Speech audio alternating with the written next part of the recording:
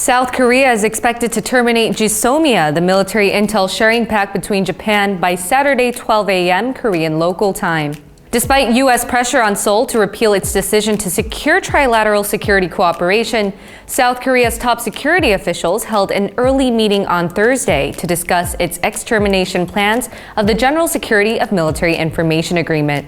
Director of Cheongwade's National Security Office, Chung Eui-yong, called for the last regular session with the other members of the National Security Council Standing Committee ahead of the deadline, with rising national and transnational interest in South Korea's decision.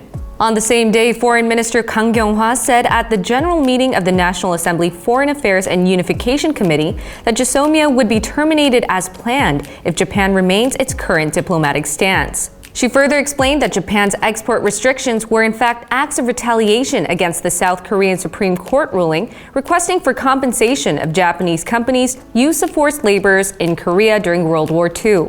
GSOMIA was expected to be on course to its demise, with Japan showing no signs of changing its export restrictions against Korea. Just 2 days before the final decision, President Moon Jae-in stressed that if Japan did not want GSOMIA to end, the only way would be if the country sits down with South Korea to resolve this issue along with its export controls. In a town hall meeting, President Moon made it clear that it was difficult to share military information with Japan that allegedly regards Seoul as an unreliable security partner. The president referred to Japan's export control against South Korea that became a trigger in deteriorating diplomatic relations from July. In a Q&A session with members of the general public, President Moon said that South Korea had provided great help as a breakwater for Japan's security, while the U.S. provided its nuclear security umbrella.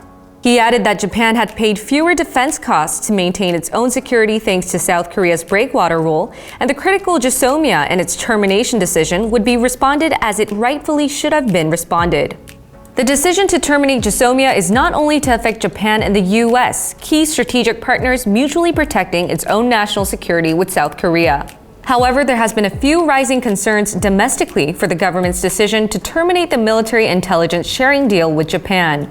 A representative figure is Hwang Kyo-wan, leader of South Korea's biggest opposition party, Liberty Korea Party.